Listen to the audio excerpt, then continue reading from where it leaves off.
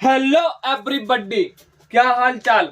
एकदम बढ़िया। मैं राजेंद्र द्विवेदी आप सभी का हार्दिक स्वागत करता हूं अपने उम्मीद क्लासेस में। साथियों, जो दूसरा लेक्चर था हम लोगों का, उसमें हम लोगों ने विचलन के बारे में अध्ययन किया था। विचलन है क्या, डेविएशन है क्या, डेविएशन एंगल क्या है, विचलन कोण क्या है, उसी टॉपिक से हम लोग चालू करते हैं कि विचलन क्या है। साथियों, जो विचलन की मैंने कल परिभाषा लिखाई थी कि विचलन है क्या, डेविएशन है क्या, कोई भी किरण है जो अपने मार्ग से विचलित हो जाती है। कोई भी व्यक्ति है जो किसी टारगेट के लिए जा रहा है, जैसे कि कोई भी व्यक्ति है जो दिल्ली में यूपीएससी की तैयारी करने जा रहा है, वो यूपीएससी क्वालिफाइड नहीं कर सका, तो वो अपने टारगेट को अचीव नहीं कर सका। जिसका कारण क्या है, कहीं ना कहीं वो अपने मार्ग से डेविएट हो गया है। उसका जो पथ था, उसका जो प्रारंभिक पथ था, वो अपने मार्ग से डेविएट हो गया है। यूपीएससी नहीं क्लियर हुआ, कहीं और कार्य कर रहा है। साथियों, मतलब अपने मार्ग से विचलित हो जाना, उसे ही कहते हैं विचलन। इस कल परिभाषा तो लिखाई थी, अब जरा हम समझ लेते हैं। ये दर्पण है, ये कोई एक दर्पण है, समतल दर्पण पर विचलन समझते हैं। समतल दर्पण की सहायता से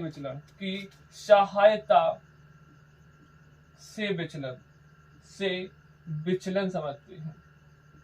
या समतल दर्पण द्वारा विचलन किस प्रकार से होगा देखते हैं। समतल दर्पण बनाते हैं। पहला ऐसा दर्पण क्या होता है जिसकी एक तरफ तो पॉलिश होती है और दूसरी सतह चिकनी होती है। साथियों, उसे हम लोग क्या कहते हैं, दर्पण कहते हैं। जिसकी एक सतह तो पॉलिशदार होती है और दूसरी सतह चिकनी होती है, उसे हम लोग दर्पण कहते हैं। जैसे शीशा होता है, प्लेन होता है, मतलब समतल होता है। और समतल दर्पण का अर्थ क्या है, एक ऐसी सतह है जिसका परावर्तक सतह जो है वो समतल है, उसे समतल सतह कहते हैं। समझ ना साथियों, उसे हम लोग समतल दर्पण कहते हैं। जिसके एक तरफ तो पॉलिश होती है वह दूसरी तरफ तो चिकना होता है। समझ ना, उसे हम लोग दर्पण कहते हैं। दर्पण को ही हम लोग परावर्तक सतह कहते हैं। इसे ही हम लोग परावर्तक सतह कहते हैं।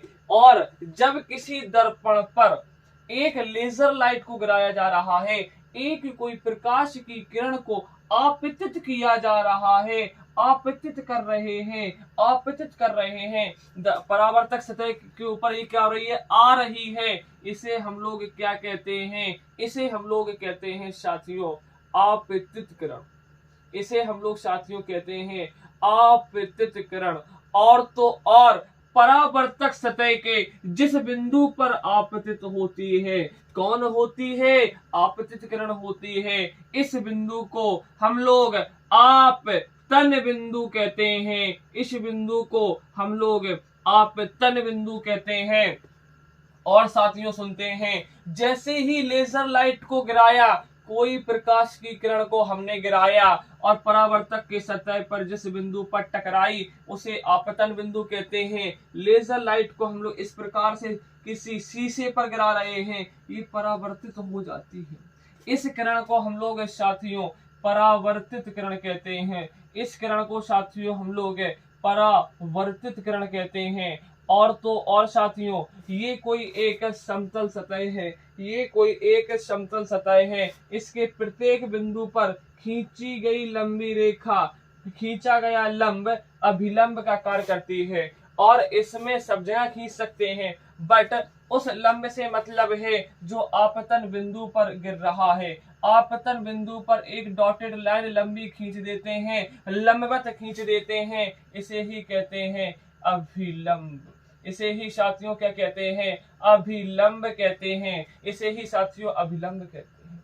आपतित किरण अभिलंब के साथ जो कोण बनाती है, उसे साथियों हम लोग आपतन कोण कहते हैं। पिछली क्लासेस में इन सारी चीजों के बारे में डिटेल में बताया था। जो आपतित होती है उसे आपतित होती है, जो आपतित होती है उसे आपतितकरण कहते हैं। जिस बिंदु पर होती है उसे आपतन बिंदु कहते हैं। लेजर लाइट को गिराया समतल कांच पर, इस प्रकार से गिराते हैं, इस प्रकार से लौट जाती है, इसे हम लोग परावर्तितकरण कहते हैं। और आपतन बिंदु पर एक खींचा गया लंब अभिलंब कहलाता है। और परावर्तित किरण और अभिलंब के बीच भी एक कोण बनता है, जिसे हम लोग क्या कहते हैं, परावर्तन कोण। आर से प्रदर्शित किया जाता है। इतनी चीज समझ में आई। आर से उसे हम लोग प्रदर्शित करते हैं, जो आपका परावर्तन कोण है साथियों।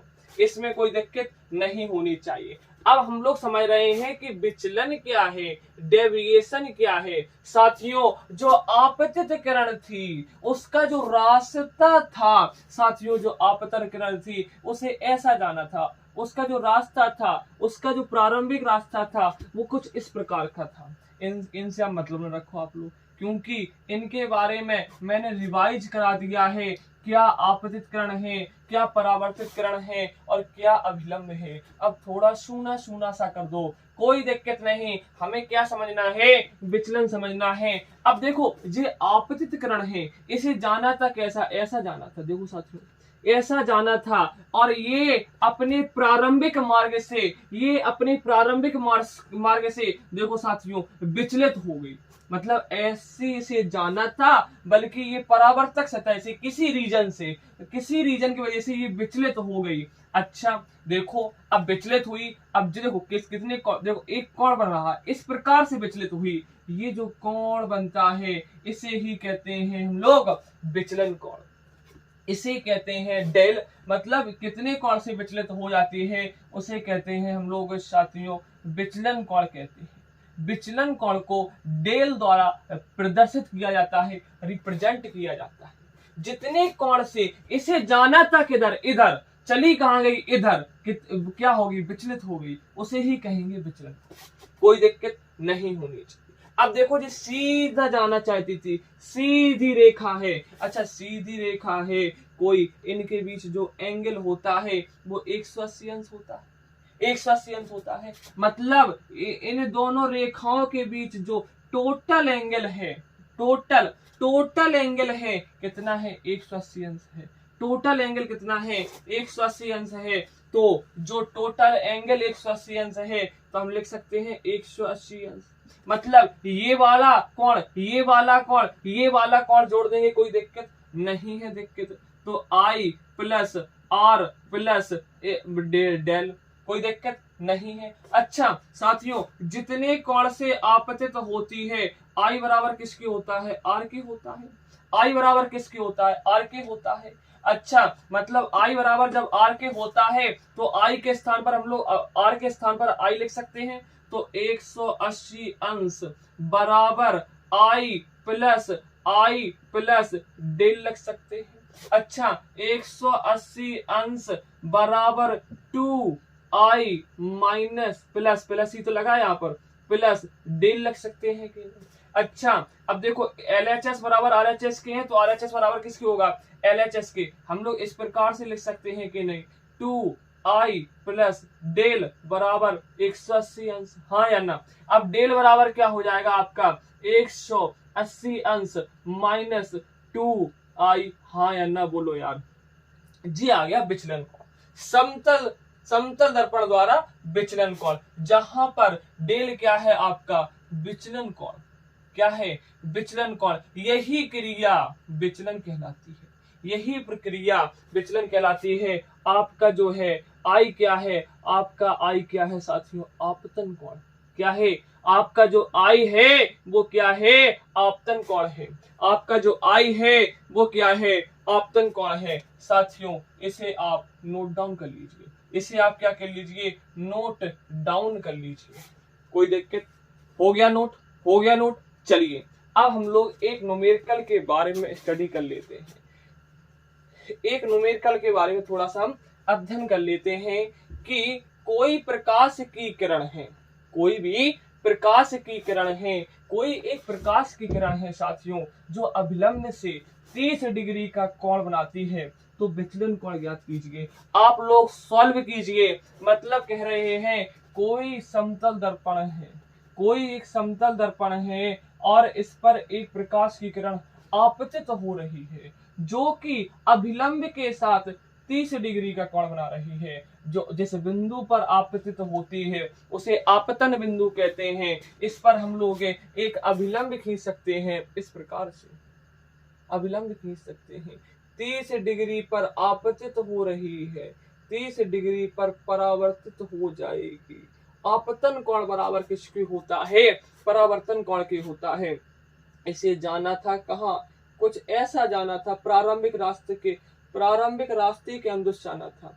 पूरा एंगल जो रेखा का होता है वो 180 अंश होता है साथियों, हम जानते हैं। अब हमें ये वाला फाइंड आउट करना है कितने कोण से डेविएट हो गई डेल। इसे ही कहते हैं हम लोग विचलन कोण, इसे ही कहते हैं हम लोग विचलन कोण कहते हैं साथियों। विचलन कोण को हमें ज्ञात करना है साथियों। हमें पता है पूरा जो एंगल है, पूरा जो एंगल है वो 180 अंश का है, सीधी रेखा है। पूरा एंगल कितना होगा?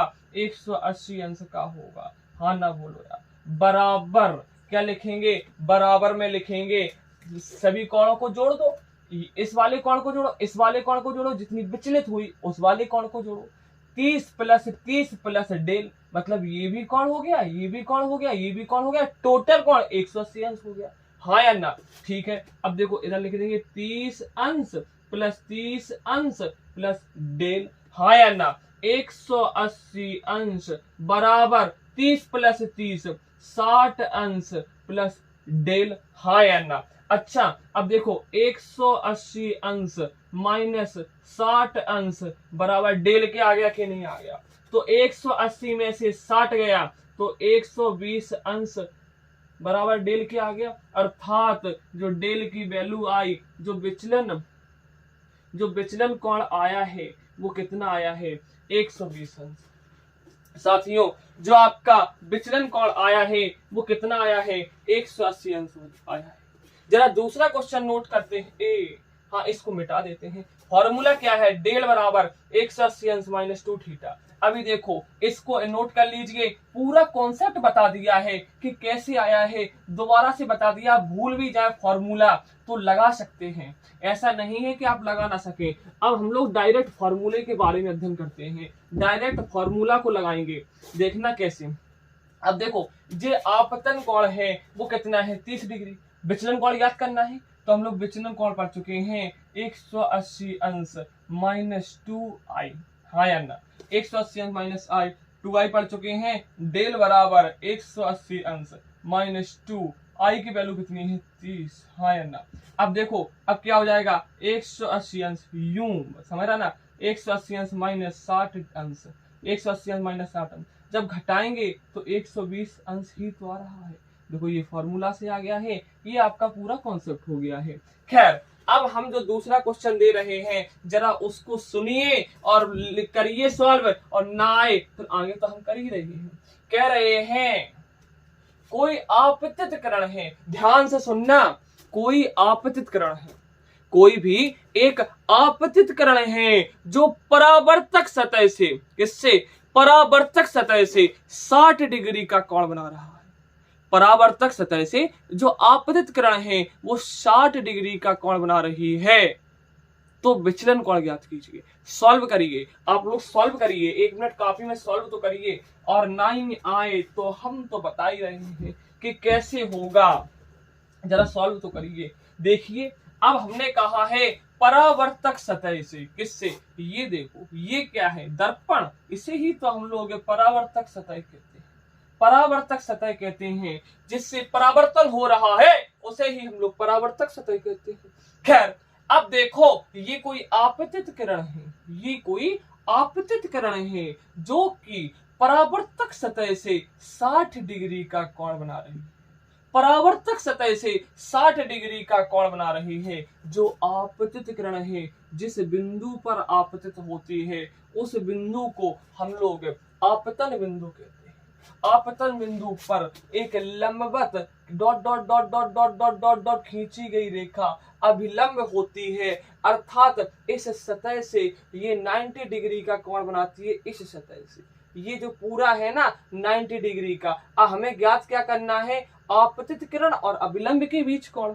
ये देखो आपतित किरण और अभिलंब के बीच कोण। अब देखो 90 में से जब 60 जाएगा, बोलो 30 डिग्री बचेगा कि नहीं, हाँ या ना। मतलब 30 अंश 90 अंश मतलब सॉरी 30 अंश प्लस 60 अंश, टोटल 90 अंश हो रहा कि नहीं। देखो 30 प्लस 60 90 हो रहा कि नहीं। टोटल जो है वो लंबवत रेखा है तो 90 हो जाएगा कि नहीं। अब इससे हमें कोई मतलब नहीं, मतलब जो विचलन कोण होता है, जो विचलन कोण होता है वो आपतन कोण पर निर्भर करता है।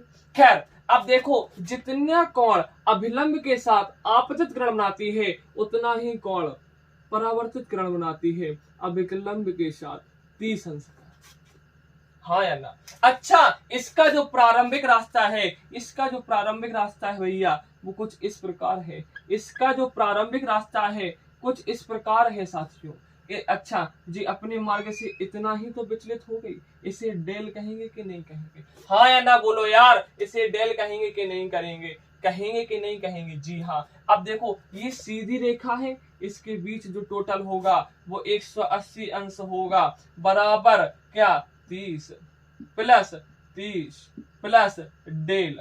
अब देखो वही है 120 अंश ही आएगा, 180 अंश बराबर 30 प्लस 30 60 अंश वाला प्लस क्या हो जाएगा डेल। अच्छा 60 प्लस डेल बराबर क्या हो जाएगा 60 अंश प्लस डेल बराबर क्या हो जाएगा 180 अंश, और डेल बराबर क्या हो जाएगा 180 अंश माइनस 60 अंश। जब घटाएंगे तो डेल बराबर क्या हो जाएगा 120 अंश, हाँ या ना बोलो।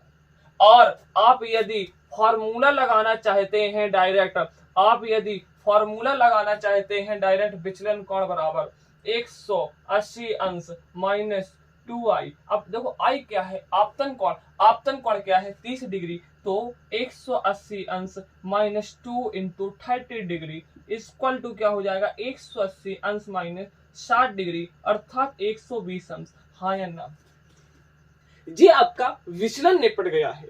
मतलब पहले तो कल हमने बताया था जब कोई आपतित किरण है किसी समतल दर्पण पर टकराएगी, मतलब उसका रास्ता देखो ये है, जितने कोण से विचलित हो जाती है आपतित किरण अपने प्रारंभिक मार्ग से जितने कोण से विचलित हो जाती है उसे साथियों हम लोग विचलन कोण कहते हैं, उसे हम लोग विचलन कोण कहते हैं। और साथियों हम पढ़ चुके थे समतल दर्पण, और अब हमें पढ़नी है अगली हेडिंग जो है समतल दर्पण की सहायता से प्रतिबिंब का बनना। समतल दर्पण द्वारा प्रतिबिंब का बनना साथियों, किस प्रकार से प्रतिबिंब बनेगा जरा देखते हैं। और ऐसा कहीं पढ़ा होगा तो बता देना कमेंट में कि भैया मैंने ऐसा पढ़ा, और नहीं भी पढ़ा होगा तो भी कमेंट करेंगे भैया मजा आ गया, ठीक है ना। मैं आपका भाई हूं, मैं आपका भाई हूं साथियों, बस आप लोग पढ़ते रहिए मन से, और कुछ नहीं चाहिए हमें, और कुछ नहीं चाहिए साथियों। चाहे हम उरई में पढ़ाएं, चाहे हम जालौन में पढ़ाएं, अब YouTube पर कंटिन्यू फ्री पढ़ाएंगे। जो पढ़ने वाला है वो YouTube से फ्री पढ़ेगा ही साथियों। अब हम लोग आगे थोड़ा सी चर्चा करते हैं। आपको जो समतल दर्पण है, समतल दर्पण की सहायता से प्रतिबिंब का बनना, समतल दर्पण की सहायता से आगे विचलन हटा दो, अब लिख देंगे प्रतिबिंब का बनना। क्या? प्रतिबिंब का बनना, प्रतिबिंब का बनना साथियों, प्रतिबिंब का बनना समझेंगे समतल दर्पण की सहायता से। अच्छा, समतल दर्पण की सहायता से अब देखो एक चीज है, प्रतिबिंब क्या है जरा इसे थोड़ा सा हल्का सा फील करते हैं, उसके फिर हम लोग आगे चलेंगे बाद में, हम लोग फिर बाद में आगे चलेंगे, जरा इससे फील करते हैं। देखो कोई शीशा है और शीशा के आगे हम लोग खड़े हैं, हमारा मतलब हम लोगों का हम शकल का एक व्यक्ति उसके अंदर दिखाई देता है, वही होती है प्रतिबिंब। जो आप डेली अब शीशे में देखते हो, एक इमेज बनती है कि नहीं बनती, इमेज ही प्रतिबिंब होती है साथ। आया मतलब जो प्रतिबिंब है वो क्या है, एक प्रकार की इमेज है, एक प्रकार की आपका प्रतिबिंब है, मतलब जो फोटो बन रही है शीशे के अंदर, आभासी फोटो है वो, उसे ही कहते हैं प्रतिबिंब। अब ये तो समझ में आया। प्रतिबिंब क्या है? समतल दर्पण की सहायता से प्रतिबिंब का बनना। साथियों, कभी कभी कह देता है कि इस वस्तु का प्रतिबिंब। अच्छा, जो वस्तु है उसे हम लोग बिंब भी कहते हैं। देखो, जो व्यक्ति खड़ा है ना, हम कहेंगे एक कोई वस्तु खड़ी है शीशे के सामने 5 सेंटीमीटर की। कभी कभी कह देता है एक कोई बिंब खड़ा है शीशे के सामने। वो बिंब क्या है? वस्तु है। बिंब को हम लोग वस्तु भी कहते हैं। साथियों, एक चीज नोट कर लो, जो आपका बिंब होता है, जो आपका बिंब होता है उसे हम लोग वस्तु भी कहते हैं। मतलब कोष्टक में लिख लो, बिंब का अर्थ ही होता है वस्तु। साथियों, बिंब का अर्थ ही होता है वस्तु। खैर, अब हम लोग आगे चलते हैं। आप समतल दर्पण की सहायता से प्रतिबिंब का बनना। बहुत ध्यान से सुनना साथियों, कि देखो ये कोई एक दर्पण है। दर्पण क्या होता?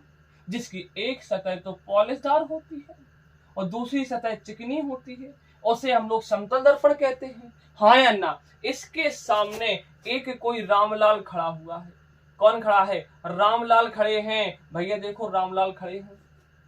अब देखना, रामलाल क्या है? रामलाल ने आंख मटकाई, हम शकल का एक और रामलाल खड़ा है। भैया, एक और रामलाल खड़ा है, इसकी नाक नीचे है, सेम शकल का है ना, ज्यूं ज्यूं।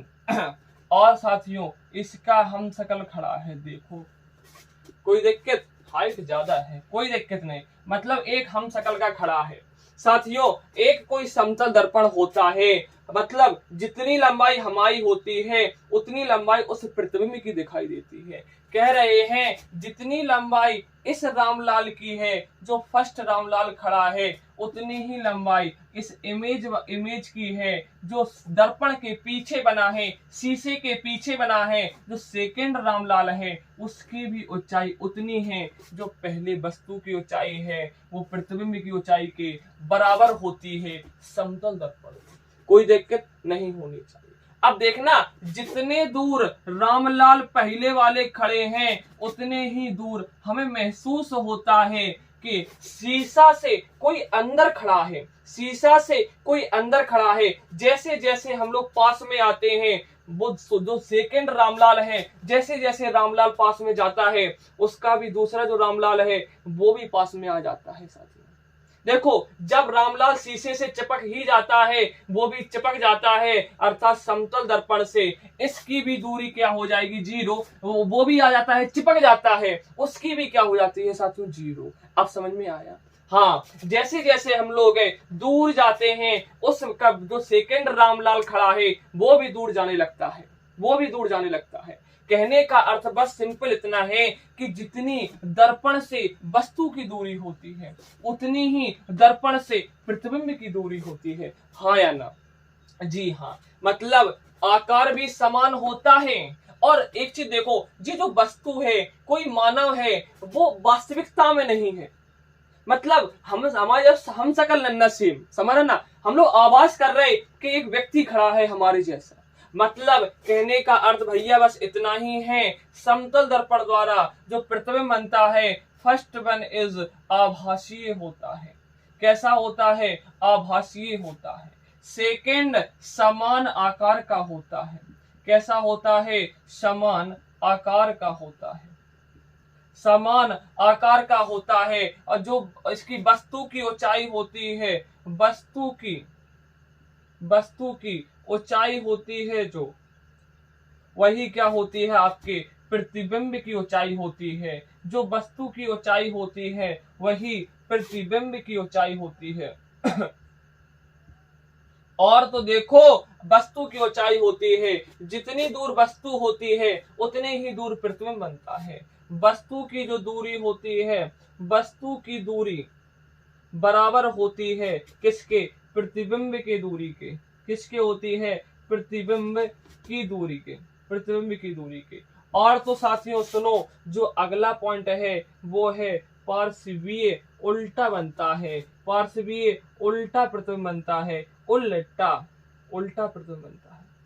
और तो और, सीधे हम खड़े हैं, रामलाल की का मुड़ी नीचे हो जा, नहीं, जैसे हम खड़े हैं वैसे रामलाल खड़े हैं। जरा देखते हैं, ये कोई शीशा है, देखो भैया ये कोई शीशा है। जब देखो ये कोई एक शीशा है जिसमें हमारा चेहरा देखो सीधा है, उसी प्रकार से उस कैमरे में भी शीशा देखो सीधा है। साथियों जैसे हम खड़े होते हैं वैसे ही प्रतिबिंब बनता है हमारा, अर्थात प्रतिबिंब कैसा बनेगा, सीधा ही बनेगा। प्रतिबिंब कैसा बनेगा साथियों, सीधा ही बनेगा। प्रतिबिंब कैसा बनेगा, आपका सीधा ही बनेगा। प्रतिबिंब कैसा बनता है, सीधा ही बनता है। एक यहां पर शब्द था पार्श्वीय उल्टा, जरा इसके बारे में हम लोग देखते हैं। पार्श्वीय उल्टा क्या है, जरा ध्यान से सुनना। पहले तो इतना नोट कर लो, समतल दर्पण की सहायता से प्रतिबिंब का बनना आभासीय बनता है भैया। यहाँ पर दर्पण के पीछे हमारे जैसा कोई व्यक्ति दिखाई पड़ता है, वास्तविकता में ऐसा नहीं है। कोई भागना नहीं, अभी हम लोग किरण आरेख की सहायता से देखेंगे। ये तो हम आपको फील करा रहे हैं, समझ रहे बात, इसको हम फील करा रहे हैं, उसके आधार पर बता दिए ये। अभी हम लोग किरण आरेख के आधार पर देखेंगे साथियों। किरण आरेख खींचेंगे कि वस्तु है, वस्तु से किरणें निकलेंगी, प्रतिबिंब कैसा बनेगा, कैसे नहीं बनेगा, अभी समझेंगे, उसको भी समझेंगे। पहले तो हम फिजिक्स का फील ले रहे हैं कि ये कोई वस्तु है, इसका आभासीय प्रतिबिंब बनता है। साथियों जितना मोटा ये होता है उतना ही समान आकार का बनता है। इसकी जितनी ऊंचाई होती है उतनी ही ऊंचाई उसकी होती है। दर्पण से जितनी दूर ये बनता है उतनी ही दूर ये बनता है। पार्श्वीय उल्टा का जरा हम लोग अर्थ समझते हैं। पार्श्वीय उल्टा क्या है, देखना पार्श्वीय उल्टा क्या कहता है, आप जरा गौर से देखो। ये मेरे सामने एक शीशा लगा है, सोचो ये मेरे सामने एक शीशा लगा है और मेरा जो राइट हैंड है ना, मैं राइट हैंड को बढ़ाया, मैंने राइट हैंड को बढ़ाया। अब देखना मेरा राइट हैंड है, समझना मेरा राइट हैंड है, मेरा राइट हैंड है। अब मुझे भूल जाओ। अब देखना जो शीशा, मैंने कहा मैं शीशे में हूं, अब जो शीशा में खड़ा था राजन, उसका कौन सा हैंड है बताओ, ये उल्टा वाला हैंड है ना। मतलब मैं जब सीधा हाथ करता हूं तो प्रतिबिंब उल्टा हाथ देता है। देखो उल्टा है ना प्रतिबिंब का, प्रतिबिंब का तो उल्टा है ना, तो प्रतिबिंब क्या हो जाता है, पार्श्वीय उल्टा हो जाता है। मतलब हम सीधा हाथ देते हैं यूं, ये मेरा सीधा हाथ है। अब देखना ये तो मेरा सीधा हाथ है। अब देखो हम वस्तु थे, अब हम प्रतिबिंब में बन गए शीशा में। देखो आप अब देखो जब हम लोग सीधा हाथ दे रहे थे वहां से सीधा हाथ बुआ, तो अब यहां से देखो ये उल्टा हाथ देता है। कोई भी प्रतिबिंब है वो उल्टा हाथ देता है, उसे ही कहते हैं पार्श्वीय उल्टा, उसे ही कहते हैं पार्श्वीय उल्टा। जरा और देखते हैं।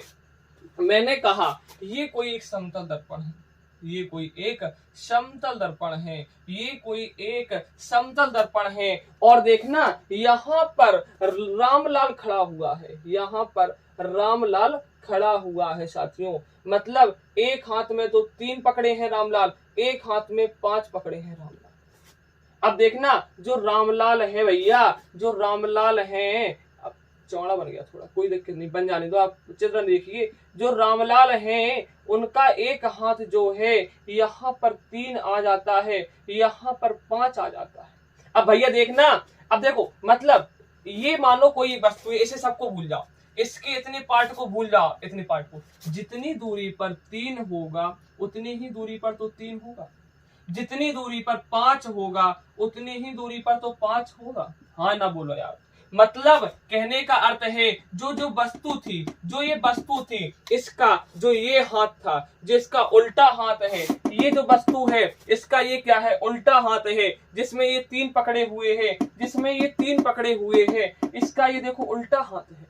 और इसका जो प्रतिबिंब बना, इसका देखो प्रतिबिंब का क्या है, ये प्रतिबिंब का सीधा हाथ है, 3 यहाँ पर आता है। मतलब इस 3 का मैंने प्रतिबिंब बनाया, यहाँ पर बनता है साथियों।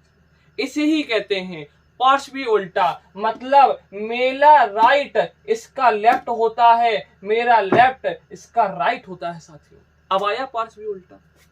जी हाँ, अब हम आपको 3 पॉइंट बता रहे हैं, 3 पॉइंट।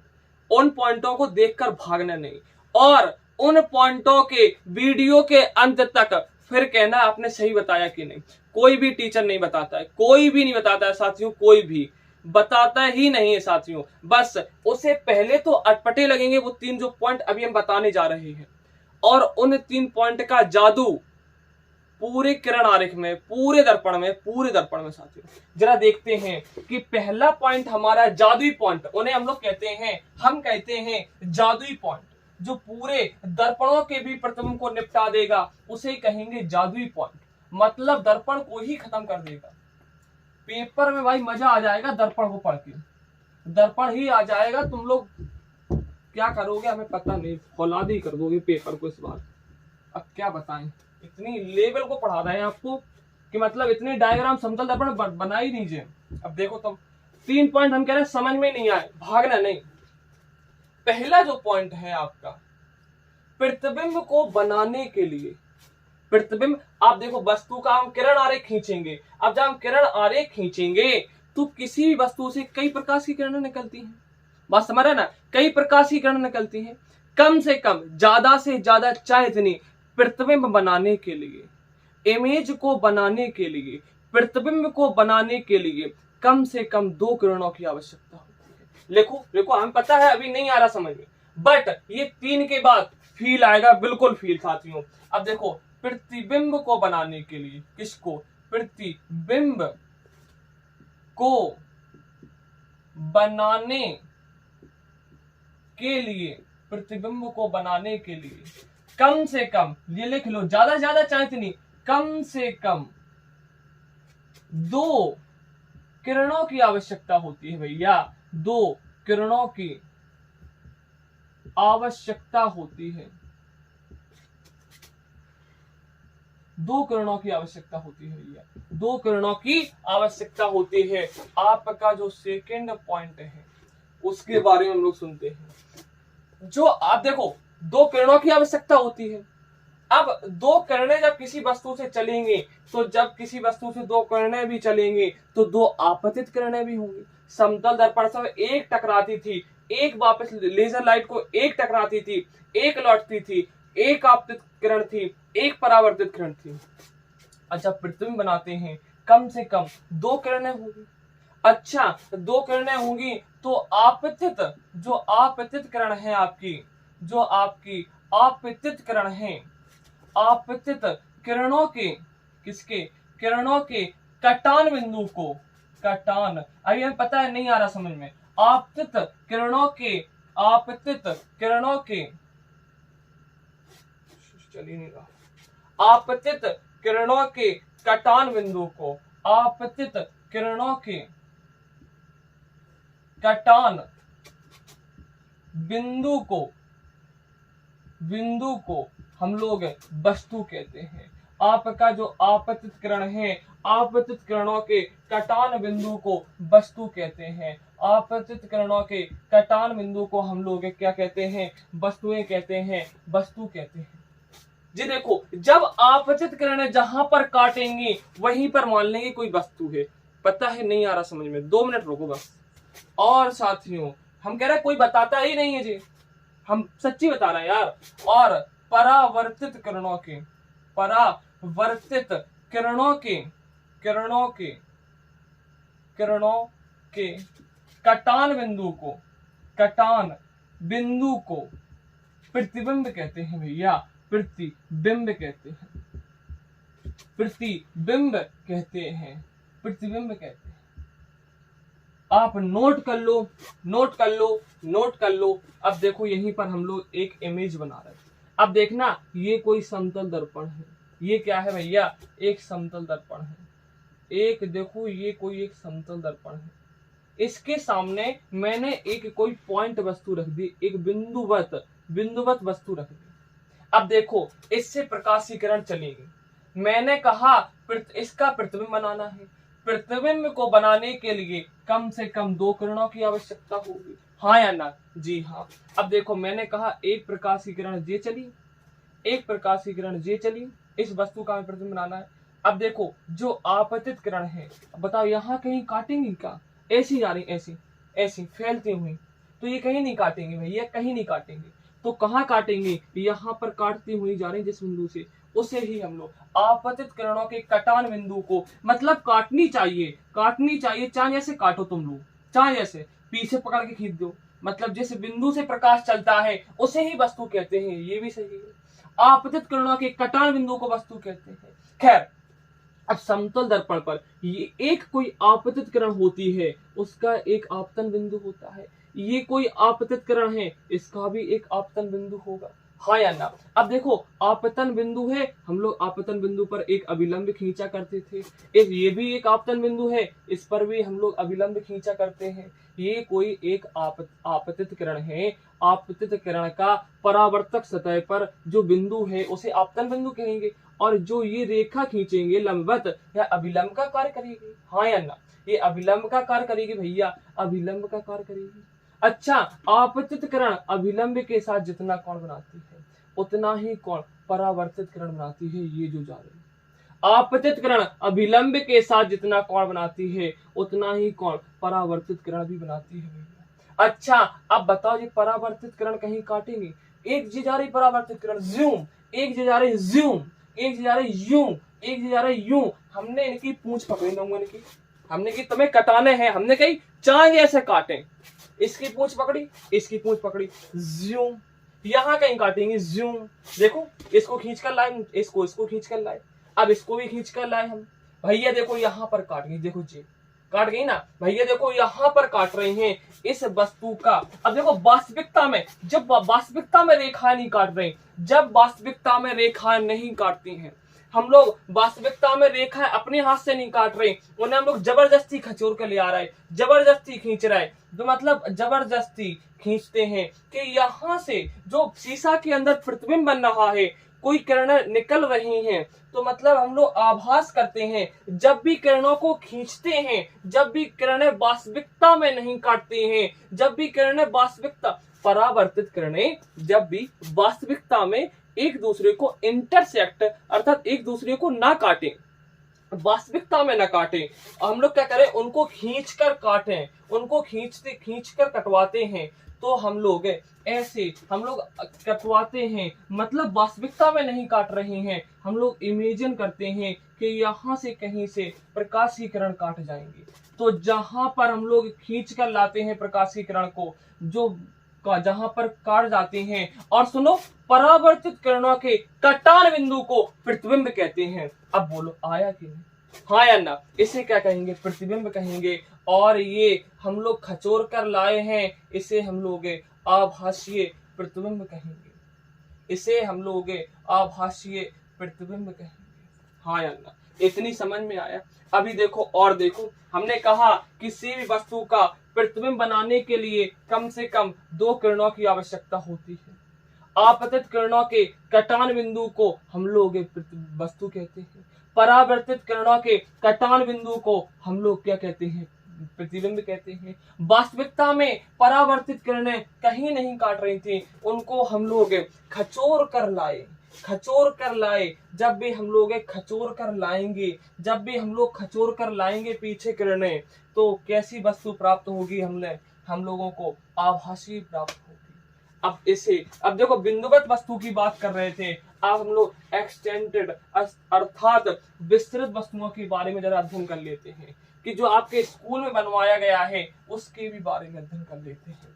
हम क्या कह रहे हैं, इन पॉइंटों को याद करने की जरूरत नहीं है, जो पॉइंट लिखाए हैं उनको याद नहीं करना है, उनको बस फील करना है भैया, उनको बस फील करना है कि है क्या वास्तविकता में, कैसे बनता है प्रतिबिंब, इनके बारे में हमें अध्ययन करना था। किस प्रकार से प्रतिबिंब बन रहा है उसको हमें अध्ययन करना था भैया। अब देखो, जो आपका अगला पॉइंट है, विस्तृत वस्तु का प्रतिबिंब कैसे बनेगा। अब आई समतल दर्पण की सहायता से प्रतिबिंब बनना। किरण आरेख खींचेंगे। अभी तो हम सिखा रहे थे, किसी भी प्रतिबिंब को बनाना है यही नियम लगाना है। खैर, अब समतल दर्पण द्वारा प्रतिबिंब का बनना जरा देखते हैं। ये देखो, ये कोई एक दर्पण है, ये जो दर्पण है इसे हम लोग परावर्तक सतह कहते हैं, इसे हम लोग परावर्तक सतह कहते हैं। और इस परावर्तक सतह से कुछ दूरी पर एक वस्तु रखी है, कुछ दूरी पर एक वस्तु रखी हुई है, ये कोई वस्तु रखी है, इसका हमें इस दर्पण के अंदर कुछ दूरी पर हमने माना x दूरी पर रखी हुई है, ठीक है। ये दूरी है भैया, ये कोई किरण नहीं है, ये जो है ना कोई किरण नहीं है, नहीं आप किरण समझो। खैर देखो, इस वस्तु का हमें प्रतिबिंब बनाना है, अब जब भी प्रतिबिंब बनाना होता है वस्तु से दो किरणें ले जाते हैं, वस्तु से दो किरणें ले जाते हैं। हमने कहा इस पॉइंट का हम लोग पॉइंट नंबर इसका बना लेंगे, जहां पर इसका बनेगा तो मतलब प्रतिबिंब हम लोग पता लगा लेंगे। कैसे? अभी देखो, मतलब वस्तु से हमने कहा एक प्रकाशीय किरण ये निकली, मतलब वस्तु का प्रतिबिंब बनाने के लिए कम से कम दो किरणों की आवश्यकता होती है। एक प्रकाशीय किरण जी निकाल दी, हाँ ना, एक हमने कहा प्रकाशीय किरण यू निकाल दी। भाई यार मन से निकाल दी, आप चाहे जैसी निकाल देना, चाहे जैसी। अब देखो देखो, ये कोई दर्पण है, ये कोई समतल दर्पण है, ये कोई एक समतल दर्पण है। अच्छा, समतल दर्पण पर कोई अभिलंबवत प्रकाशीय किरण आती है, हम पिछले लेक्चर में बता चुके हैं, वो लंबवत ही वापस लौट जाती है। देखो, एक लेजर लाइट को मैंने लंबवत गिराया, एक लेजर लाइट को मैंने लंबवत गिराया, बताओ लंबवत ही वापस लौट जाएगी। लंबवत गिराई तो लंबवत ही वापस लौट जाती है, क्योंकि जो आपतन बिंदु है, जिस बिंदु पर ये लाइट गिराई गई है वो आपतन बिंदु है। आपतन बिंदु पर एक अभिलंब खींचा, उसी के अंदर है आपतित किरण अभिलंब के साथ 0 डिग्री का कोण बना रही है, तो जो परावर्तित किरण होगी वो भी अभिलंब के साथ 0 डिग्री का कोण बनाएगी। हाँ या ना? जी हाँ। अब देखो, इसका जो परावर्तित किरण है, इसकी जो परावर्तित किरण है भैया, इसकी जो परावर्तित किरण है वो इस प्रकार से लौट जाएगी, इस प्रकार, मतलब जैसे टकराएगी वैसे ही लौट जाएगी। खैर, अब जो आपका जो जी वाली जो सेकेंड किरण है, जो आपकी दूसरी किरण है, ज्यादा से ज्यादा चांदनी खींच लो, कम से कम प्रतिबिंब बनाने के लिए दो किरणों की आवश्यकता होती है। ये आपतित किरण है, ये आपतन बिंदु है, जिस बिंदु पर यह किरण आपतित होती है। अच्छा, आपतन बिंदु पर एक डॉट डॉट डॉट डॉट लंबवत खींचा देखिए। अब देखो, ये थीटा कोण पे आ रही, तो थीटा कोण पे परावर्तित हो जाएगी नहीं? हाँ या ना? अब देखो, ये परावर्तित जो किरणें हैं, परावर्तित किरणें हैं, अब देखो जो आपतित किरण है जी जा रही, जो आपतित किरण, अच्छा इन्हें हम लोग खींचेंगे। अब देखो, ये कहीं पे नहीं मिल, जी जहां पे जा रही, ये यहाँ पे जा रही, तो हम लोग क्या कर रहे हैं, देखो जी मिल गई, मतलब यहाँ इनका कटान बिंदु है, इसे क्या कहते हैं? वस्तु। अब देखना, जो परावर्तित किरण है देखो यूं, और ये देखो परावर्तित किरण है यूं। अब देखो, जब नीचे जा रही, जब सीधी जा रही, जब नीचे जा रही, ये कहुनी काट है। जब कहुनी काट है, इन्हें हम लोग क्या कर रहे हैं, इसे हम लोग खचोर के पीछे लाएं, इन्हें हम लोग खचोर के पीछे लाएं, इन्हें जैसे ही हम इसको खचोर के पीछे लाएंगे, और जब इसको भी हम लोग खचोर के पीछे लाएंगे तो एक इमेज बन जाती है, एक इमेज बन जाती है साथियों। उतने ही दूरी पर बनती है, जितनी दूरी दर्पण से, जितनी दूरी वस्तु की होती है उतनी दूरी ही प्रतिबिंब की होती है। दर्पण जितनी दूरी पर वस्तु होती है उतनी ही दूरी पर आपका प्रतिबिंब प्राप्त होता है, उतनी ही दूरी पर क्या है, प्रतिबिंब प्राप्त होता है भैया। उतनी ही लंबाई का होता है, जितनी लंबी वस्तु है उतनी ही लंबी प्रतिबिंब होता है, जितनी दूरी पर है उतनी ही दूरी पर प्राप्त होता है। हाँ या ना? अच्छा, तो लिख लो भैया, समतल दर्पण द्वारा बना प्रतिबिंब कैसा होता है? पहली बात तो सीधा होता है, दूसरी बात आभासीय होता है, वास्तविकता में जो परावर्तित किरणें हैं वो नहीं काट रही हैं, तो कैसा होता है?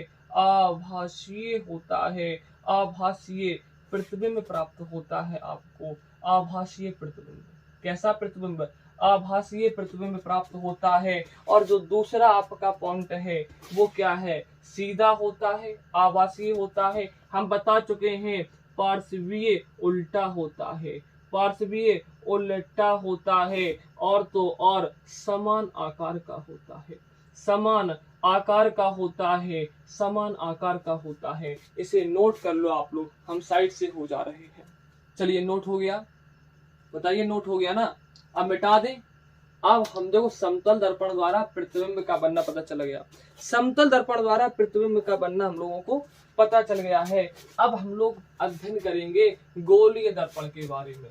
किसके बारे में अध्ययन करेंगे? आपके गोलीय दर्पण क्या है साथियों?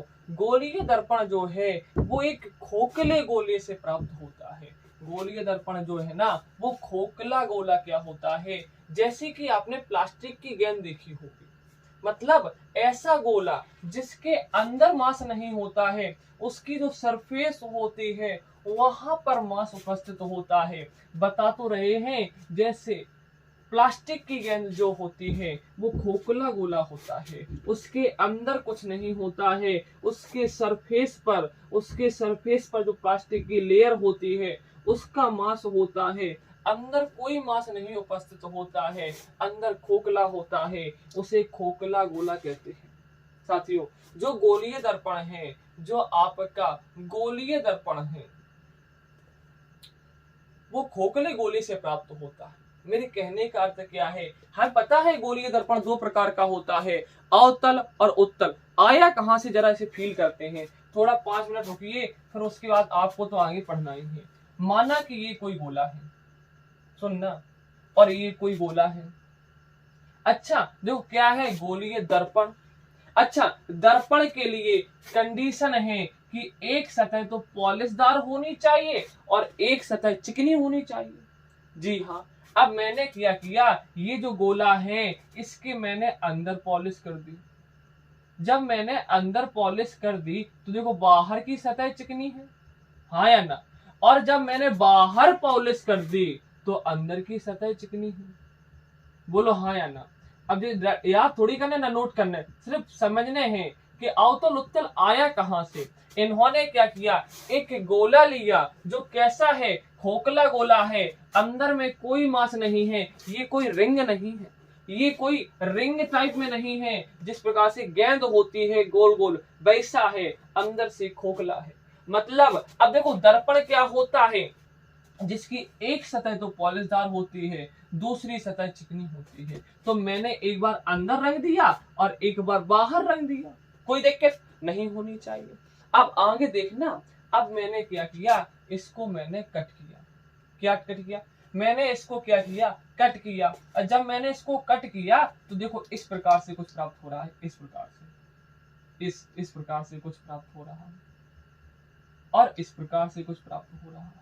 अब देखना साथियों, अब इसको हमने क्या किया, इसको मैंने पकड़ा और इसको मैंने यहां पर घुमा दिया। ये सेम है, जो ये है, जो ये है, मतलब इसको मैंने पकड़ा, इस लेंस को, मतलब इस दर्पण को मैंने पकड़ा, इसको मैंने इस प्रकार से रख दिया। ये यही है जो है, बोलो कोई दिक्कत। जिसका उभरा हुआ भाग, परावर्तक सतह जिसकी है जी कैसी है, उभरी हुई परावर्तक सतह है, धसा हुआ भाग पॉलिशदार है, मतलब इसका उभरा हुआ भाग परावर्तक है, तो इसे कहते हैं उत्तल दर्पण, हाँ या ना, इसे कहते हैं उत्तल दर्पण।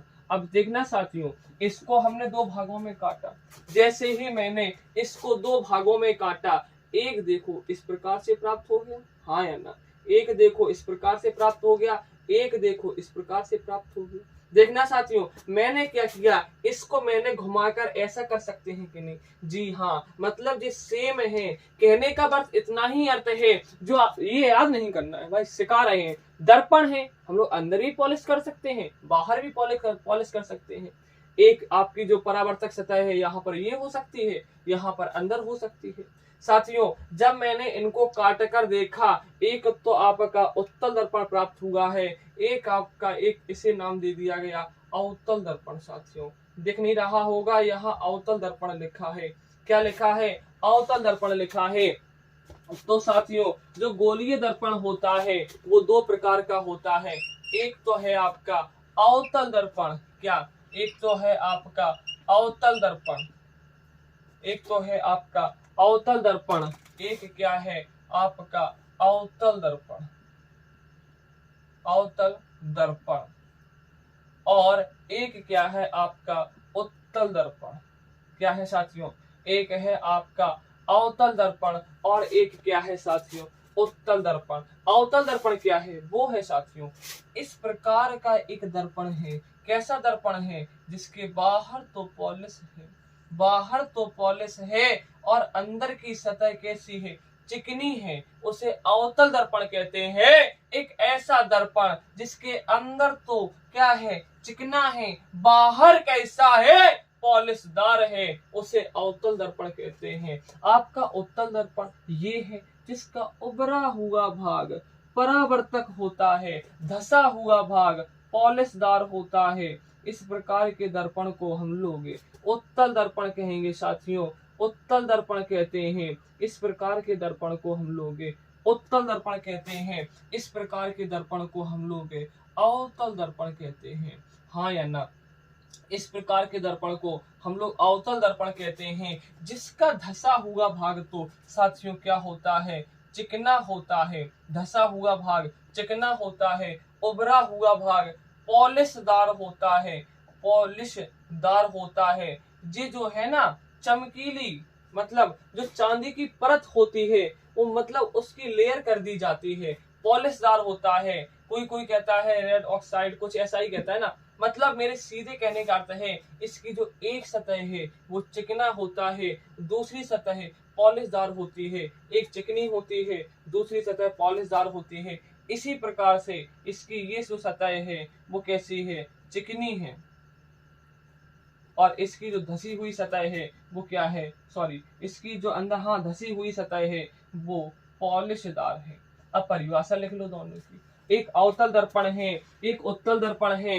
इनसे संबंधित महत्वपूर्ण बिंदु की बात बाद में करेंगे। पहले तो परिभाषा लिख लेते हैं कि अवतल दर्पण क्या है। अवतल दर्पण एक ऐसा दर्पण है, देखो कैसा है, एक ऐसा दर्पण है जिसका धसा हुआ भाग तो परावर्तक सतह होती है, या धसा हुआ भाग तो चिकना होता है और उभरा हुआ भाग पॉलिशदार होता है। इसे हम लोग अवतल दर्पण कहते हैं। साथियों आपका देखो ये क्या है, उत्तल दर्पण है। ये क्या है, उत्तल दर्पण है। एक ऐसा दर्पण जिसका उभरा हुआ भाग परावर्तक सतह होती है, या उभरी हुई भाग चिकनी होती है, जिसका धसा हुआ भाग पॉलिशदार होता है, उसे हम लोग परावर्तक सतह कहते हैं, हाँ या ना। उसे साथियों हम लोग क्या कहते हैं, परावर्तक सतह कहते हैं। बस साथियों अब हम लोग आगे चलेंगे। कहाँ चलेंगे, आगे चलेंगे अवतल। अगली हेडिंग डालो, गोलीय दर्पण से संबंधित कुछ महत्वपूर्ण परिभाषाएं, इंपॉर्टेंट डेफिनेशन। किससे रिलेट कर रहे हैं, किससे पढ़ना है, गोलीय दर्पण से संबंधित, समझ ना। गोलीय दर्पण से संबंधित कुछ महत्वपूर्ण परिभाषाएं पढ़नी है। गोलीय दर्पण से संबंधित, गोलीय दर्पण से संबंधित कुछ महत्वपूर्ण परिभाषाएं, कुछ सम इंपॉर्टेंट डेफिनेशंस, कुछ महत्वपूर्ण परिभाषाएं, कुछ महत्वपूर्ण परिभाषाओं की हम लोग चर्चा करेंगे। गोलीय दर्पण से संबंधित कुछ महत्वपूर्ण परिभाषाओं की हम लोग चर्चा करेंगे।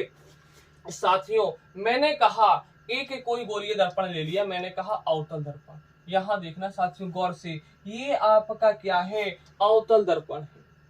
पहला पॉइंट तो दर्पण क्या होता है, जिसकी एक सतह तो पॉलिशदार होती है, वह दूसरी सतह चिकनी होती है।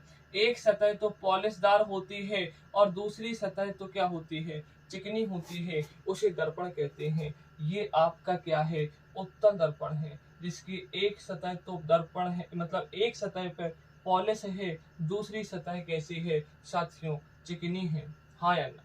अब देखना मतलब पहला जो पॉइंट है कि पहला जो पॉइंट है मतलब देखो ये किसी गोले का भाग था, हाँ या ना। ये देखो किसी गोले का भाग था। यहाँ पर आपको दिख नहीं रहा होगा, यहाँ पर संपूर्ण गोला बना रहे हैं हम लोग, यहाँ पर संपूर्ण गोले को बना रहे हैं, मतलब ये किसी गोले का भाग है। ये जो है ना साथियों वो किसी गोले का भाग है। उस गोले का एक केंद्र होगा, उस गोले का एक केंद्र होगा, हाँ या ना। दिख नहीं रहा होगा, यहाँ पर मिटा दे रहे थोड़ा सा। उस ये जो दर्पण है यहाँ पर दिख नहीं रहा है, खैर अब देखना ये अवतल दर्पण है आपका, जल्दी जल्दी बना लेना। ये अवतल दर्पण है, इसके एक तरफ तो पॉलिश है और एक तरफ चिकना है। इसी प्रकार से आपका उत्तल दर्पण है, इसके एक तरफ तो पॉलिश है, दूसरी सतह चिकनी है। खैर अब देखो ये जो दर्पण है ना, ये किसी ना किसी गोले का देखो भाग है भैया, ये किसी ना किसी गोले का क्या है, भाग है। अच्छा उस गोले का केंद्र होगा, हाँ या ना, जी हाँ होगा। मतलब वह गोला जिसका केंद्र होता है, वह गोला जिसका एक केंद्र है, मतलब इस केंद्र को हम लोग कहेंगे वक्रता केंद्र। अच्छा, वक्रता केंद्र क्या है? वक्रता केंद्र वह केंद्र है गोलीय दर्पण जिस गोले का केंद्र होता है। मतलब अब हमें जो डेफिनेशन लिखनी है कि वक्रता केंद्र क्या है। क्या है वक्रता केंद्र? क्या है मतलब जिस गोले का गोलीय दर्पण, जिस गोले का मतलब जिस गोले का गोलीय दर्पण एक भाग होता है, उस गोले के केंद्र को, अब लिख लो, जिस गोले का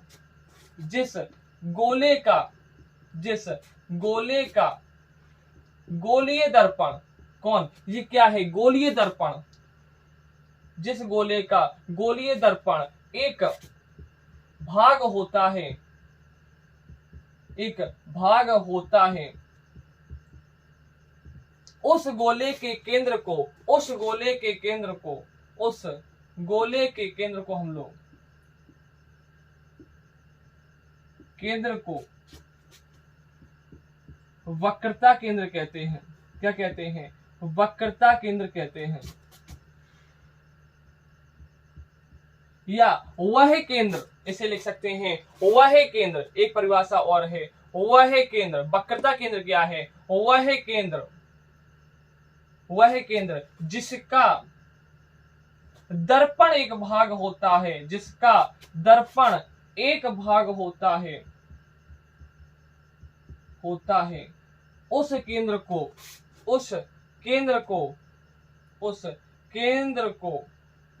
वक्रता केंद्र कहते हैं। उस केंद्र को हम लोग वक्रता केंद्र कहते हैं। साथियों, इसे C से प्रदर्शित करते हैं, वक्रता केंद्र कहते हैं। और साथियों, तो देखो, जब कोई केंद्र है, गोला है, उसकी त्रिज्या भी होगी, हाँ या ना? अच्छा, तो त्रिज्या होगी, ये क्या है? वक्रता केंद्र है, तो वक्रता त्रिज्या भी होगी। क्या होगी साथियों? वक्रता त्रिज्या होगी कि नहीं होगी? जी होगी। वह त्रिज्या, जहां केंद्र है ना, वह लिख दो, वह त्रिज्या जिसका दर्पण एक भाग होता है। मतलब वह त्रिज्या जिसका दर्पण एक भाग होता है, उस मतलब वह केंद्र जिसका दर्पण एक भाग होता है, उसे केंद्र को हम लोग वक्रता केंद्र कहते हैं। वह त्रिज्या, वह गोले की वह त्रिज्या जिसका दर्पण एक भाग होता है। यहां पर लिख लो, गोले की वह त्रिज्या। ये गोला है, इसकी ये क्या है? त्रिज्या है। गोले की वह त्रिज्या या गोले का वह केंद्र, यहां पर लिखना, गोले का वह केंद्र। अब सही है थोड़ा सा, मतलब गोले की वह त्रिज्या जिसका दर्पण एक भाग होता है,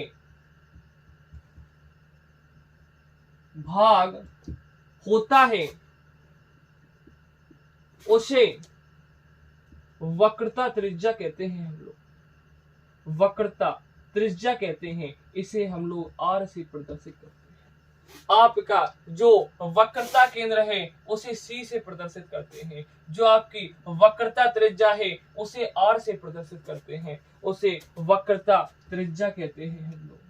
साथियों, उसे हम लोग क्या कहते हैं? वक्रता त्रिज्या कहते हैं। जरा इसमें देखते हैं, ये देखो, इसका गोला इस तरह पूर्ण होगा, ये जो है इसका गोला जो था इस तरह पूर्ण होगा, हाँ या ना? अब देखो, इस गोले का जो केंद्र होगा वो यह होगा। गोले का वह केंद्र जिसका दर्पण एक भाग है। देखो, दर्पण एक भाग है, मतलब गोले का वह केंद्र जिसका दर्पण एक भाग होता है, उस केंद्र को हम लोग वक्रता केंद्र कहते हैं। इसे C से प्रदर्शित किया जाता है। और अब देखो, इस गोले में क्या होती है? त्रिज्या भी होती है। गोले की वह त्रिज्या जिसका दर्पण एक भाग होता है, मतलब जिसका दर्पण एक भाग होता है, उसे हम लोग वक्रता त्रिज्या कहते हैं। गोले की वह त्रिज्या जिसका दर्पण एक भाग होता है, उसे हम लोग साथियों वक्रता त्रिज्या कहते हैं। अगली परिभाषा लिखो, इसे भैया नोट डाउन कर लो। इसे हम लोग क्या कर लेते हैं? नोट कर लेते हैं। इसे क्या कर लो भैया? नोट डाउन कर लो जरा। उसके बाद हम लोग अगली हेडिंग के बारे में अध्ययन करेंगे। अगली हेडिंग डालो, ध्रुव क्या है, वास्तविकता में पोल है क्या। पोल के बारे में हम लोग अध्ययन करेंगे कि पोल अर्थात ध्रुव क्या है। जरा हम लोग अभी बात करेंगे ध्रुव के बारे में। अभी हम लोग फिर बताएंगे वक्रता केंद्र क्या है, वक्रता त्रिज्या क्या है, मतलब सब चीज क्लास में ही याद हो जाएगी भैया, क्लास में ही याद हो जाएगी, कहीं पे भटकने की जरूरत नहीं है। साथियों, एग्जाम टाइम आपको 3-3, 4-4 घंटे की क्लास प्रोवाइड कराएंगे, मोस्ट इंपोर्टेंट भी क्वेश्चन कराएंगे। अब देखो ये आपका क्या था साथियों, अवतल दर्पण था, बोलो हाँ या ना। फिर से बता देंगे भाई, हमको प्रॉब्लम नहीं है, तुमको प्रॉब्लम होने लगेगी, मैं इतनी बार बता दूंगा। ये कोई गोला होगा कि नहीं, हाँ या ना बोलो यार। ये कोई गोला होगा, तिरछा बन गया, कोई दिक्कत नहीं, ये बताओ कोई गोला होगा, इसका जो केंद्र होगा इसे हम लोग वक्रता केंद्र कहेंगे, सी, हाँ या ना। इसके केंद्र को हम लोग क्या कहेंगे, वक्रता केंद्र। इसकी जो रेडियस होगी उसे हम लोग वक्रता त्रिज्या कहेंगे। इसी प्रकार से ये आपका एक उत्तल दर्पण होगा, उत्तल दर्पण जो होगा ये यू। अच्छा, उत्तल दर्पण को हमने पूरे गोले को पूर्ण किया, जब मैंने पूरे गोले को मैंने क्या किया, पूर्ण करते हैं, तो इसका भी एक केंद्र होगा, इसे हम लोग वक्रता केंद्र कहते हैं। इसकी जो त्रिज्या होगी उसे वक्रता त्रिज्या कहते हैं। साथियों, ध्रुव क्या होता है, जरा इसके बारे में हम लोग अध्ययन करते हैं। मतलब ध्रुव क्या होता है, दर्पण के मध्य बिंदु को, दर्पण के मध्य बिंदु को ध्रुव कहते हैं। क्या कहते हैं, ध्रुव कहते हैं। ध्रुव मतलब पोल, मतलब इसे P से प्रदर्शित किया जाता है, ध्रुव कहते हैं। क्या कहते हैं साथियों, ध्रुव कहते हैं। कहने का अर्थ क्या है, दर्पण जो है उसको देखते हैं, अब गोले को मिटा देते हैं, दर्पण को देखते हैं, गोले को मिटा देते हैं। साथियों, दर्पण का जो मध्य बिंदु है, दर्पण का जो मध्य बिंदु है साथियों, उसे पोल कहते हैं, उसे P से प्रदर्शित करते हैं। दर्पण का जो मध्य बिंदु है उसे हम लोग पोल कहते हैं, उसे हम लोग P से प्रदर्शित करते हैं, उसे हम लोग P से प्रदर्शित करते हैं। एक होती है आपकी मुख्य अक्ष। क्या होती है साथियों, ये परिभाषाएं हैं, इन्हें थोड़ा थोड़ा सा पढ़ लो, और ये चित्र बनाते जा रहे हैं, इसे हम समझाते जा रहे हैं। मतलब गोलीय दर्पण से संबंधित कुछ महत्वपूर्ण बिंदु हैं कि जो गोलीय दर्पण में यूज होते हैं बार बार। जो आपकी मुख्य अक्ष है, जो आपकी मुख्य अक्ष है, उसके बारे में अध्ययन कर लेते हैं। मतलब एक ऐसी एक्सिस जाती है, जो एक्सिस है ना, इस प्रकार से कोई एक्सिस जाती है, मतलब इस प्रकार से कोई एक्सिस जाती है, इस प्रकार से कोई अक्ष जाती है, इसे ही कहते हैं मुख्य अक्ष। एक ऐसी अक्ष जो वक्रता केंद्र व ध्रुव से होकर जाती है, वक्रता केंद्र व ध्रुव से होकर जाती है, वक्रता केंद्र व ध्रुव से होकर जाती है। देखो, ऐसी अक्ष देखो यहाँ क्या होता है, एक्स एक्सिस, वाई एक्सिस। देखो ये एक्सिस ही जैसे होते हैं ना, हाँ, इसीलिए हम लोग कहते हैं मुख्य अक्ष। क्यों मुख्य अक्ष, क्योंकि वक्रता केंद्र व ध्रुव से जा रही, मतलब वक्रता केंद्र व ध्रुव से जा रही ऐसी अक्ष को हम लोग मुख्य अक्ष कहते हैं। ऐसी अक्ष जो वक्रता केंद्र, अच्छा, वक्रता केंद्र को हम लोग सी से प्रदर्शित करते हैं। अब यही लिख लो, वक्रता केंद्र यू सी, वक्रता केंद्र व ध्रुव, बार बार लिखो, ध्रुव को हम लोग P से प्रदर्शित करें। ध्रुव से होकर जाती है, से होकर जाती है, से होकर जाती है, उसे मुख्य अक्ष कहते हैं, उसे मुख्य अक्ष कहते हैं भैया, उसे हम लोग मुख्य अक्ष कहते हैं, उसे हम लोग मुख्य अक्ष कहते हैं। हाँ या ना साथियों, आपको देख रहे हो, जितने दर्पण में प्रकाश प्रवेश कर सकता है इसे m डैश कह सकते हैं। इनके जो सिरे हैं, दर्पण के सिरे, इसका जो द्वारक है, जितने द्वारक में प्रकाश प्रवेश कर सकता है, या हम लोग कहें दर्पण की जो चौड़ाई है, ये इस प्रकार क्या होती है, कोई लंबाई होती है। यहाँ पर कहेंगे दर्पण की जो चौड़ाई है, दर्पण की जो चौड़ाई है, दर्पण की जो चौड़ाई है, उसे हम लोग द्वारक कहेंगे। द्वार है जहां से प्रकाश आएगा, जहां से प्रकाश आता है, जितने एरिया मतलब जितनी चौड़ाई में प्रकाश आएगा उसे हम लोग द्वारा कहेंगे। मतलब कहने का मेरा अर्थ ये है, दर्पण की चौड़ाई को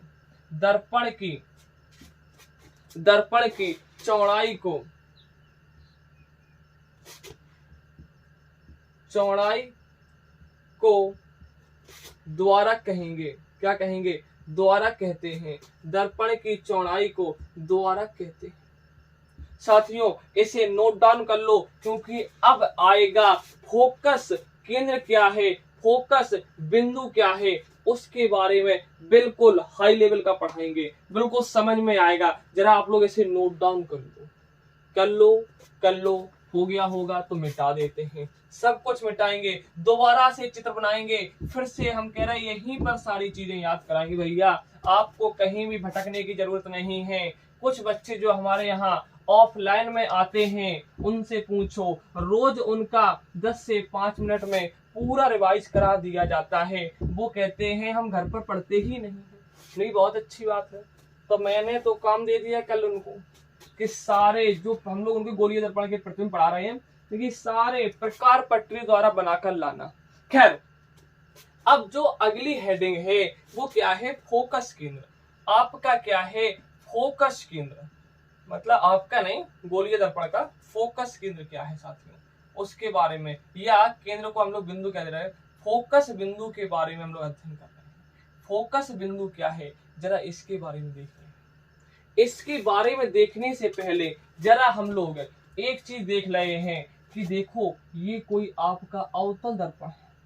अवतल दर्पण क्या होता है? जिसके एक तरफ तो पॉलिश होती है, दूसरी सतह चिकनी होती है, उसे हम लोग अवतल दर्पण कहते हैं। बोलो हाँ या ना? रटने लगी चीजें? जी हाँ भैया। इसका जो केंद्र होगा उसे हम लोग वक्रता केंद्र कहेंगे। इसका जो केंद्र होगा उसे वक्रता केंद्र कहेंगे, सी से प्रदर्शित करेंगे। और आपका जो दर्पण है इसके मध्य बिंदु को हम लोग पोल कहेंगे, उसे हम लोग भैया पी से प्रदर्शित करेंगे। हाँ या ना? उसे पी से प्रदर्शित करेंगे। और उसके अंदिश एक एक्सिस जाती है, इसे हम लोग मुख्य अक्ष कहते हैं। और इसका जो द्वारक है उसे एम डैश से प्रदर्शित करते हैं। हाँ या ना? उसे हम लोग एम डैश से प्रदर्शित करते हैं। अब देखो फोकस बिंदु क्या है, फोकस बिंदु क्या है या फोकस केंद्र क्या है, जरा हम लोग उसके बारे में अध्ययन करते हैं। उससे पहले एक चीज देख लेते हैं कि आपने देखा होगा, आप ध्यान से देखना, बार बार नहीं बताएंगे। ये कोई गोला है, गोला भाई गोला ही है, गोला नहीं बना पाता हम। अब बन गो। ये कोई देखो एक गोला है। अब बोलो हाँ या ना? हाँ ठीक है। ये कोई एक गोला है। क्या है भैया? एक कोई सुंदर सा गोला है। अच्छा, इसका केंद्र होगा, यहां पर जो रेखा खींचेंगे इस बिंदु पर देखो ये अभिलंब का कार्य करेगा। मतलब वृत्त के किसी भी बिंदु पर हम लोग रेखा खींचेंगे, उस बिंदु पर वह 90 डिग्री का कोण बनाएगी। यहाँ पर खींचेंगे, ये रेखा जो है वो 90 डिग्री का कोण बनाएगी। यहाँ पर खींचेंगे, ये जो रेखा है वो 90 डिग्री का कोण बनाएगी। यहाँ पर खींचेंगे, मतलब प्रत्येक बिंदु पर अभिलंब की तरह कार्य करेगी। मतलब जो सेंटर है, यहाँ से यहाँ पर कोई रेखा खींचेंगे, अभिलंब होगा। यहाँ से यहाँ कोई रेखा खींचेंगे, अभिलंब होगा। कहीं पर खींचेंगे, ये क्या होगा? अभिलंब होगा। चुपचाप सुन लो, क्या होगा? अभिलंब होगा। कोई दिक्कत नहीं होनी चाहिए साथियों, कोई दिक्कत नहीं होनी चाहिए। हम बता रहे बिल्कुल बेसिक से अच्छे क्वेश्चन करा देंगे हम, आप टेंशन मत लीजिए। आप बता, इतनी चीज समझ में आई जितनी हमने तुम्हें समझाई? हाँ या ना? आ गई। देखो इसे कह रहे थे वक्रता केंद्र, इसे हम लोग क्या कह रहे थे? वक्रता केंद्र सी। अब देखो मुख्य मतलब फोकस केंद्र क्या है? फोकस केंद्र क्या है? फोकस केंद्र कहता है, अब देखो हम कह रहे हैं फोकस केंद्र। अब ये दर्पण है जो, इसमें क्या क्या प्रकाश की किरणें आ रही। अब देखो फोकस केंद्र क्या है? प्रकाश की किरणें आए और केंद्र पर केंद्रित कर देता है उसे ही फोकस केंद्र कहते हैं। खैर उसे छोड़ो, प्रकाश की समांतर किरण आई, देखो इसे क्या कहेंगे, जो दर्पण पर आती है उसे आपतित किरण कहते हैं। जिस बिंदु पर आती है उसे हम लोग आपतन बिंदु कहते हैं। जिस बिंदु पर आती है उसे हम लोग आपतन बिंदु कहते हैं। और हम बता चुके हैं सी से किसी भी बिंदु पर डालेंगे वो अभिलंब का कार्य करेगी। वो किसका कार्य करेगी?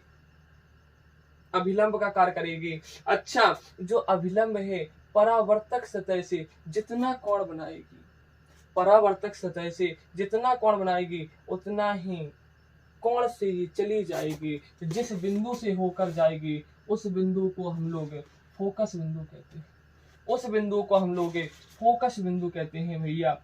उस बिंदु को हम लोग फोकस बिंदु कहते हैं। कोई दिक्कत नहीं होनी चाहिए। अब देखना जिस बिंदु से होकर जाती है या जिस बिंदु से होकर जाती हुई हमें प्रतीत होती है, जरा देखना यहाँ थोड़ा कठिन है। ये आपका उत्तल दर्पण है, ये आपका क्या है? उत्तल दर्पण है। अब देखना इस उत्तल दर्पण के बारे में जरा हम लोग अध्ययन करते हैं। इसके जो मध्य बिंदु है वो क्या है? आपका पोल है। जो आपका मध्य बिंदु है वो क्या है? पोल है। यहाँ कहीं इसका सेंटर होगा, यहाँ कहीं इसका सेंटर होगा, इसे सी कहेंगे, हाँ या ना? और इसकी जो रेखा मिलाने वाली होगी उसे हम लोग मुख्य अक्ष कहेंगे। बोलो हाँ या ना? हमने कहा कोई प्रकाश आ रहा है, ये देखो समांतर कोई प्रकाश की एक किरण आ रही है, हाँ या ना? प्रकाश की एक किरण आ रही है। अच्छा देखो, ये देखो सर्कल बनेगा, ये देखो पूरा वृत्त बनेगा, ये कोई पूरा वृत्त बनेगा, ये केंद्र होगा उसका। उस केंद्र गोले के किसी भी बिंदु पर खींचेंगे रेखा, वो अभिलंब का कार्य करेगी। भैया देखो यहाँ पर हमने एक लेजर लाइट को गिराया, जैसे ही लेजर लाइट को गिराया देखो कुछ ऐसा दर्पण है, गिरी जूम। अब देखना गेंद को फेंकेंगे, देखो इस प्रकार का परावर्तक सतह है, इस प्रकार की दीवार है, मैंने सीधा गेंद को फेंका, कुछ इस प्रकार से लौट जाती है यूं। इसी प्रकार से अब देखो ये परावर्तक सतह यूं, लेजर लाइट को मैंने यूं फेंका सीधा, कुछ इस प्रकार से लौट जाएगी लेजर लाइट। इस प्रकार कलर है, यहाँ पर कलर है, यहाँ कहीं लौटेगी भैया। यहाँ पर देखो ये कलर है, हमने किसी गेंद को फेंका, सीधा फेंका इस पर, सीधा गेंद को फेंका यूं, देखो जैसी फेंका यूं, इस प्रकार से यूं चली जाएगी कि नहीं? यूं। अब गई कैसे? जरा इसे हम फिजिक्स की भाषा में सीखते हैं। फिजिक्स की भाषा में थोड़ा सा दर्द होगा, बस उस दर्द को एक बार सहन कर लो, एक बार थोड़ा सा। मैंने क्या किया, ये आपतित किरण है, और ये देखो आपतित किरण जिस बिंदु पर दर्पण के आपतित होती है उसे आपतन बिंदु कहते हैं। खैर इस पर हमने अभिलंब डाल दिया, इस पर मैंने भैया अभिलंब डाल दिया। बोलो हाँ या ना? जितने कोण पर आपतित होती है उतने कोण से लौट जाती है, मतलब इस प्रकार से लौट जाएगी प्रकाशीय किरण। देखो अभिलंब है, अभिलंब से जितनी कोण बना रही है उतनी कोण से तो लौटेगी भैया, उतने ही कोण से तो लौटेगी। जी हाँ, इसे हम लोग अब देखो दर्पण के पीछे जो लग रही प्रकाशीय किरण पीछे से कहीं आती हुई हमको प्रतीत हो रही है, यहाँ से आती हुई प्रतीत हो रही है, इसे ही कहते हैं फोकस बिंदु। कहने का अर्थ क्या है? फोकस बिंदु क्या है? फोकस बिंदु या फोकस केंद्र क्या है? वह बिंदु, मतलब कहने का अर्थ है मुख्य अक्ष के, मतलब देखो जी क्या है? मुख्य अक्ष है। ये क्या है? मुख्य अक्ष है। मुख्य अक्ष के समांतर जाने वाली प्रकाशीय किरण जिस बिंदु से जाती है उसे हम लोग फोकस बिंदु कहते हैं। मुख्य अक्ष के समांतर जाने वाली प्रकाशीय किरण जिस बिंदु से जाती है उसे फोकस बिंदु कहते हैं। जिस बिंदु से जाती है उसे हम लोग जाती हुई प्रतीत होती है कि कहीं यहां से जाती हुई हमको प्रतीत हो रही, ये वास्तविकता में जा रही है, ये वास्तविकता में नहीं, ये हमको प्रतीत हो रही है। मतलब समांतर प्रकाश की किरण, जब प्रकाश की किरण मुख्य अक्ष के समांतर आती है परावर्तन के पश्चात, जब कोई प्रकाश की किरण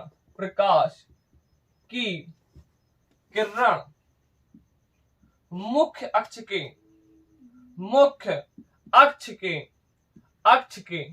समांतर आती है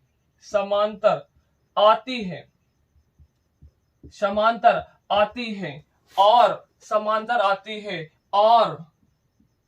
परावर्तन के पश्चात, परावर्तन के पश्चात, परावर्तन के पश्चात जिस बिंदु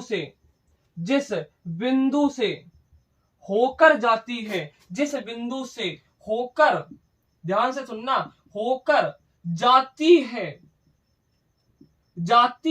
या जाती हुई प्रतीत होती है, यहां पर जाती हुई प्रतीत होती है, या जाती है या जाती हुई प्रतीत होती है, जाती हुई प्रतीत होती है, उसे हम लोग फोकस केंद्र कहते हैं।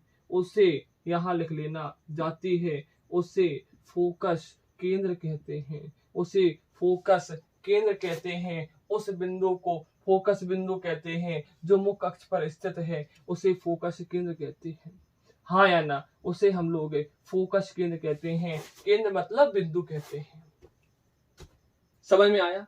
अब अगली हेडिंग जो है फोकस दूरी क्या है। साथियों, अगली हेडिंग जो है आपकी फोकस दूरी क्या है, जरा उसके बारे में सुन लेते हैं। फोकस दूरी है क्या, जरा हम लोग देखते हैं। फोकस दूरी क्या है? मतलब ध्रुव से फोकस तक की दूरी को हम लोग फोकस दूरी कहते हैं। ध्रुव से फोकस तक की दूरी को हम लोग फोकस दूरी कहते हैं। फोकस जो केंद्र है, फोकस जो आपका केंद्र है, जो आपका फोकस केंद्र है और जो आपका ध्रुव है, इनके बीच की दूरी को हम लोग फोकस दूरी कहते हैं। अच्छा, जो आपका मतलब ध्रुव है और फोकस है, इसके बीच की दूरी को हम लोग साथियों फोकस दूरी कहते हैं। मतलब ध्रुव जो आपकी फोकस दूरी है, जो आपकी फोकस दूरी है, उसके बारे में हम लोग अध्ययन कर रहे हैं। आपकी फोकस दूरी है क्या, जरा देखते हैं। फोकस दूरी को स्मॉल f से प्रदर्शित करते हैं, केंद्र को कैपिटल F से प्रदर्शित कर सकते हैं। मतलब ध्रुव क्या, ध्रुव व फोकस केंद्र क्या, ध्रुव व फोकस केंद्र की बीच की दूरी को, केंद्र की बीच की दूरी को फोकस दूरी कहते हैं। क्या कहते हैं? फोकस दूरी कहते हैं भैया, फोकस दूरी कहते हैं, फोकस दूरी कहते हैं साथियों, फोकस दूरी कहते हैं। साथियों, आज के लिए इतना ही। और साथियों सुनो, कल हम लोग गोलीय दर्पण से संबंधित नियम पढ़ेंगे, और गोलीय दर्पण से संबंधित नियम तो पढ़ेंगे और गोलीय दर्पण से प्रतिबिंब बनाना सीखेंगे। जय हिंद।